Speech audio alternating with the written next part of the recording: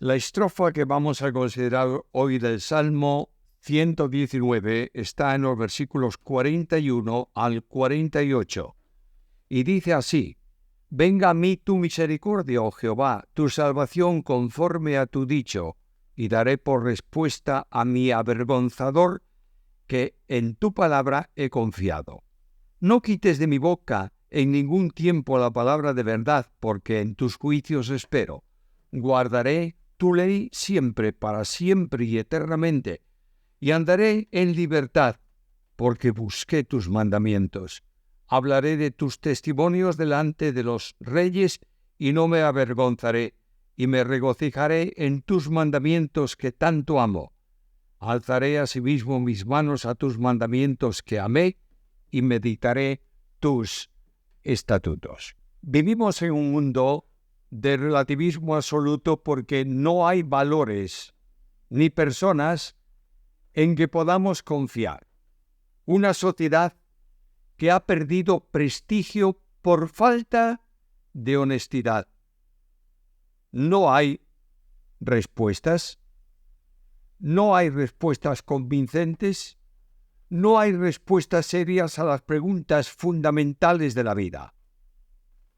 Solo hay confianza fundada en Dios, la roca de los siglos, y solo hay orientación y conducción segura en su palabra. Este es el tema de la estrofa que hemos leído.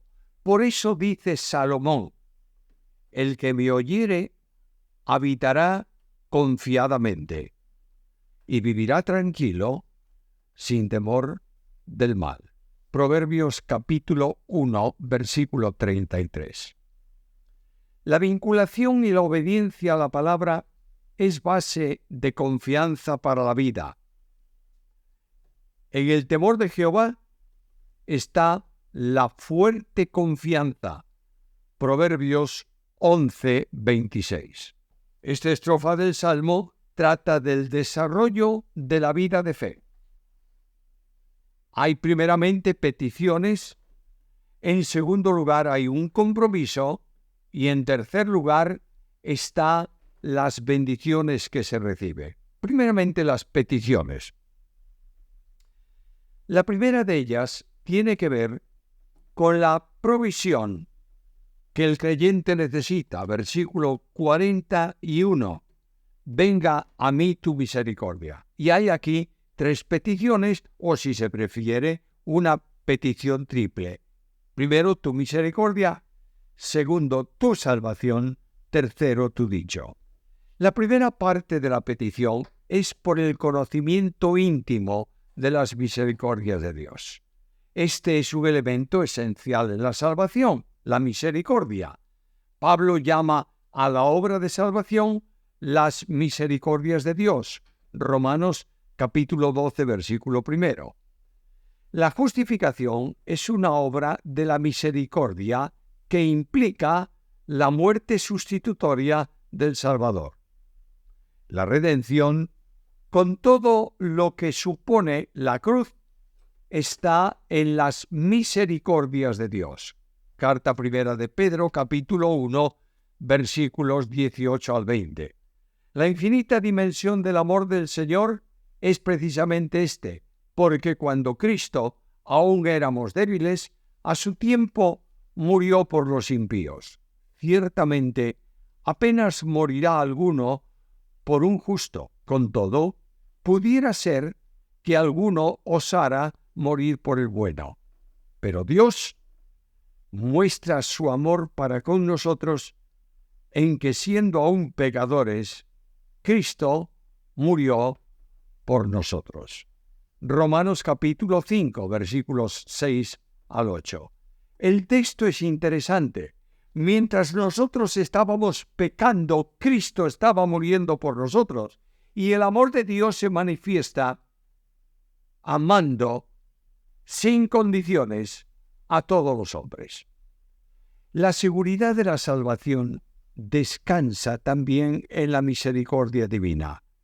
Y voy a Romanos capítulo 8, versículo 1, y leo estas palabras. Ahora pues, no hay ya ninguna condenación para los que están en Cristo Jesús.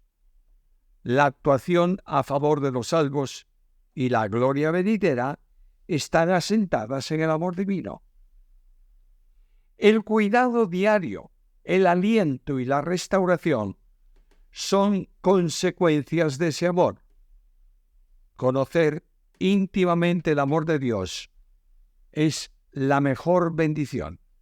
De ahí que David dijera a su amigo Itai Geteo: Jehová te muestre amor permanente y fidelidad. Segundo de Samuel, capítulo 15, versículo 20.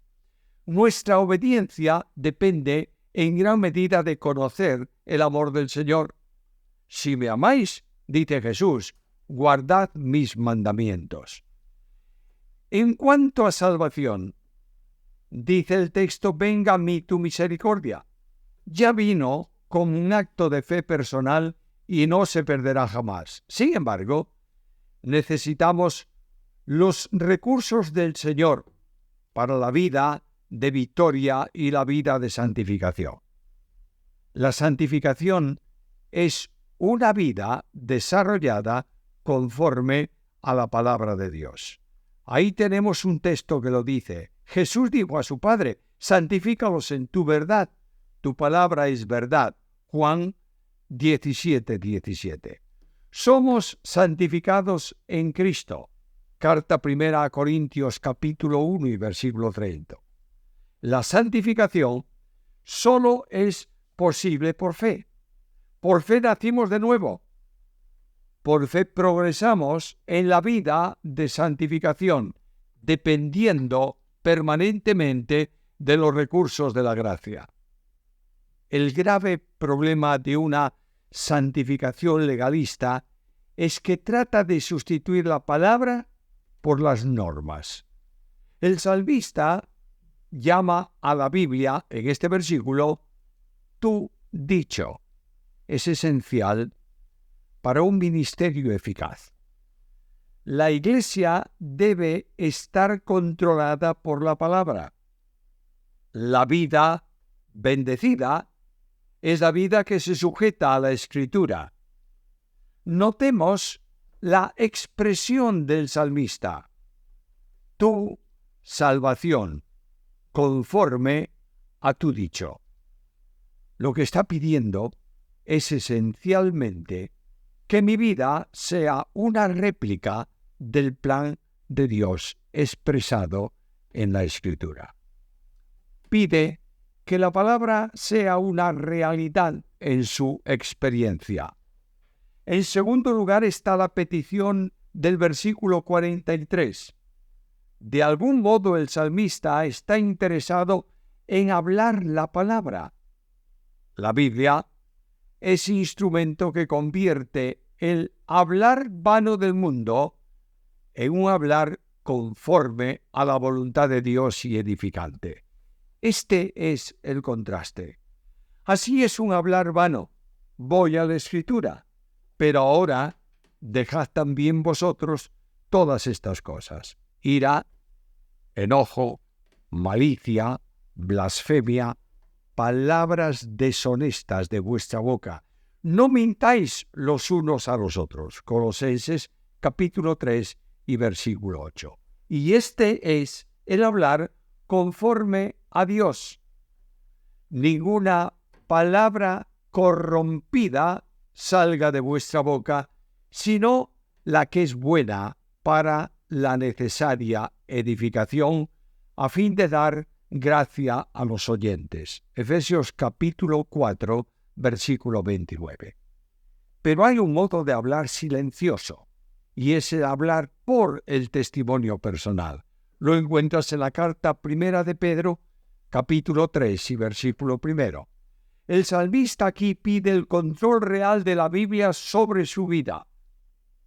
El poder de Dios es su esperanza, porque en tus juicios espero.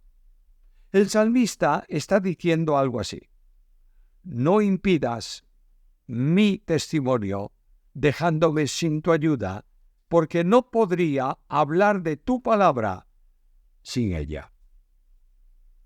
Tienes que ver también o tiene que ver también con la exposición correcta de la palabra de Dios. Así dice el apóstol Pablo a Tito: pero tú habla lo que está de acuerdo con la sana doctrina. Tito capítulo 2, versículo 1. A Timoteo le manda que no predique otra cosa que la palabra. La confianza está en lo que realmente es la Biblia, la palabra de Dios. Y el mensaje de la Biblia es el único mensaje inspirado, 2 Timoteo 3:16. Es un mensaje actuante, Hebreos capítulo 4, versículo 12. Es vivo y eficaz. En segundo lugar, en la estrofa está el compromiso, y comienza con un compromiso de obediencia. En el versículo 44, guardaré tu ley siempre, para siempre, eternamente. La obediencia es la expresión del amor, y la perseverancia es la realidad de vivir la palabra de Dios en toda su dimensión. Todo creyente fracasa en su experiencia de obediencia a causa de su vieja naturaleza. Sin embargo, lo que distingue a un creyente de un no creyente es su disposición a la obediencia.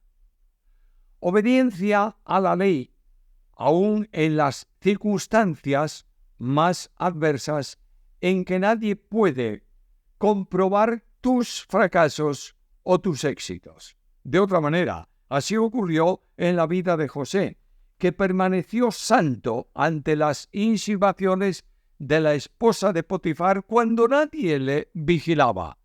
Así ocurrió con Daniel, que se mantuvo fiel a pesar del peligro de esa fidelidad a Dios.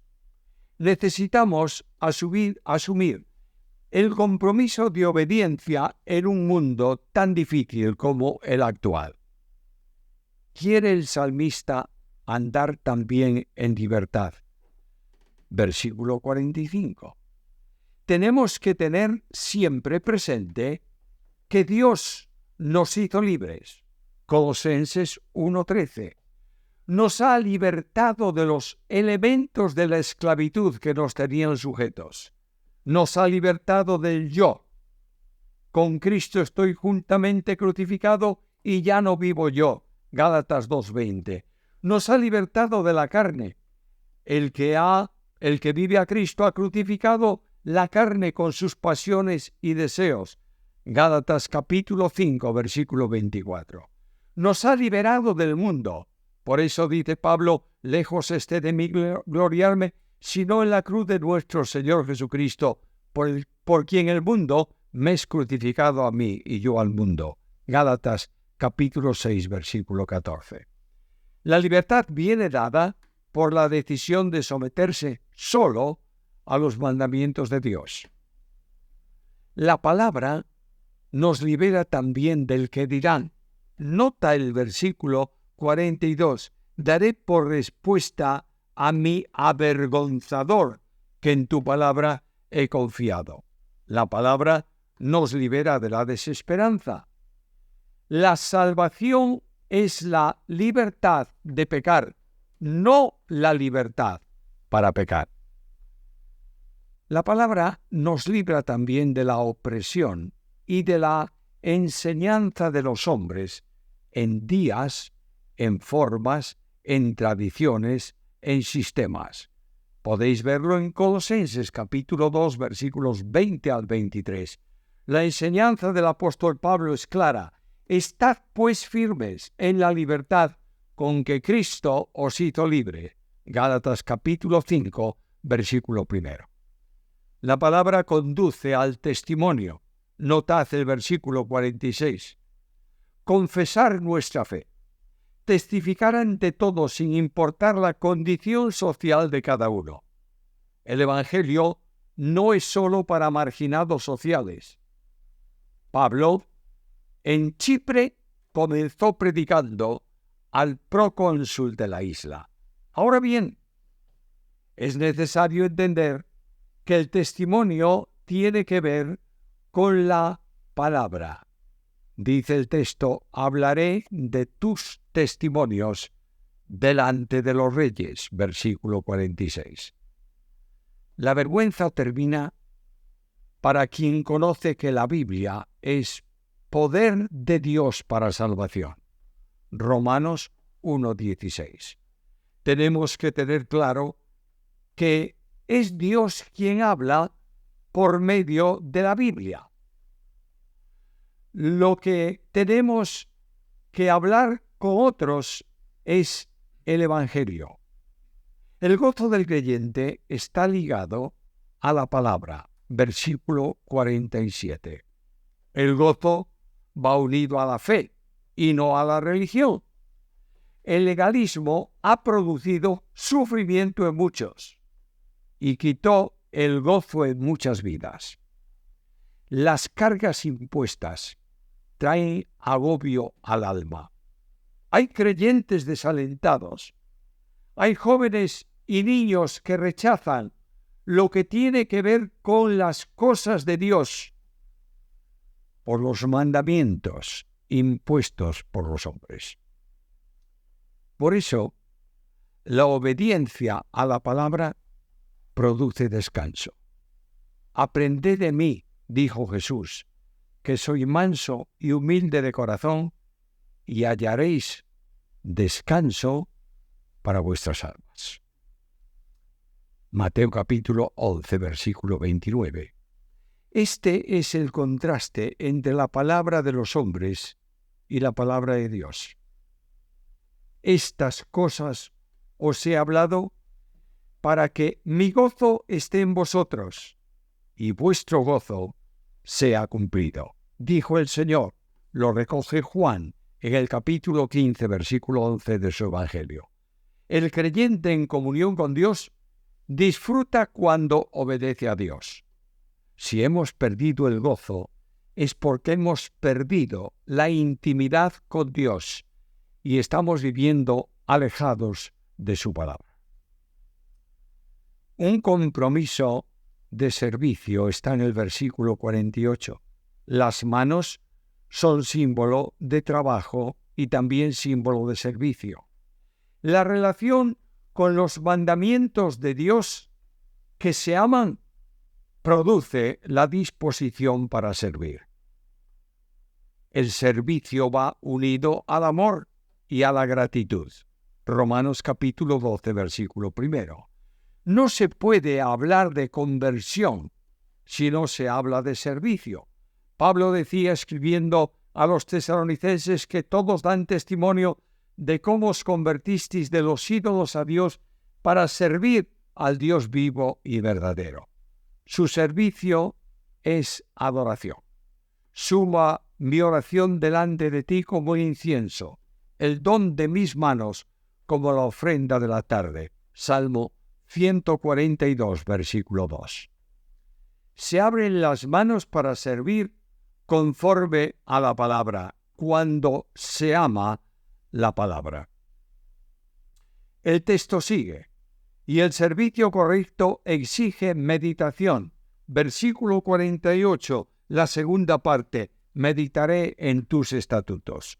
Nadie entenderá el propósito de Dios para su vida si no lee la Biblia, o si la lee por obligación, sin meditación gozosa.